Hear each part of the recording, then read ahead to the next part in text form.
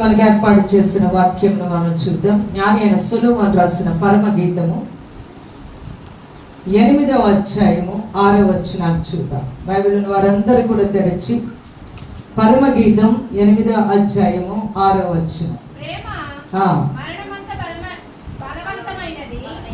ప్రేమ మరణమంత బలవంతమైనది, ఈర్ష్య పాతాళమంత ఘోరమైనది. హల్లెలూయా.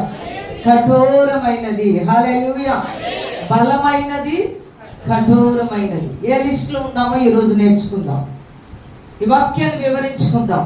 మనము దానికి దగ్గరగా ఉన్నామా, దూరంగా ఉన్నామన్న విషయాలు వయసుతో సంబంధం లేదు. దేవుని వాక్యాన్ని జాగ్రత్తగా వినడానికి సిద్ధపడితే వాక్యం అయ్యే లోపలనే దేవుడు నిన్ను దీవించి నీ హృదయాన్ని మార్చి ఆనందంతో అడుగులు వేస్తూ ఇంటికి వెళ్ళగలము. హల్లెలూయా. చేతులెత్తి అందరూ దేవునికి స్తోత్రం చెల్లిద్దాం. ఈ వాక్యము నా వెంట చెప్పండి ప్రతి ఒక్కరు కూడా. ప్రేమ మరణమంత బలవంతమైనది, ఈర్ష్య పాతాళమంత కఠోరమైనది. ఏది బలమైనది చెప్పాలి? దేనికన్నా బలమైనది?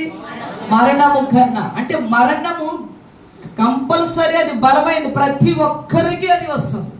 కానీ దానిని మించినది ప్రేమ, దానికన్నా బలమైనది. ఈర్ష్య దేనికన్నా కఠోరమైంది? పాతాళమే భయం, దానికన్నా ఘోరమైంది, కఠోరమైనది. ఎంత చక్కగా జ్ఞాని అయిన సొలొమోను మనకి ఈ మాటలను వివరిస్తున్నాడు. విందామా దేవుని వాక్యాన్ని చెప్తున్నప్పుడు విని అసలు దీనిని ఏ విధంగా వివరిస్తారు అన్న కోసం నీలో రావాలి.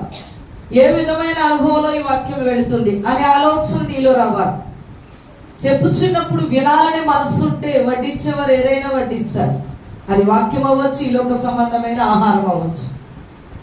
దేవుడు ఆశీర్వాదకరంగా వివాహాన్ని జరిగించారు. వివాహానికి వెళ్ళాం, వడ్డించేవారు వడ్డిస్తున్నారు. నీకు ఇష్టమైతే తింటాం, ఇష్టం లేనప్పుడు ఏం చెప్తావు? వద్దండి, అది వద్దు, ఇది వద్దు అంటాం. ఎందువలన? నీకు తినాలనిపించట్లేదు. వడ్డించేవారు ఉన్నా కూడా నీవు ఇస్తున్న ఫుల్ అవ్వట్లేదు.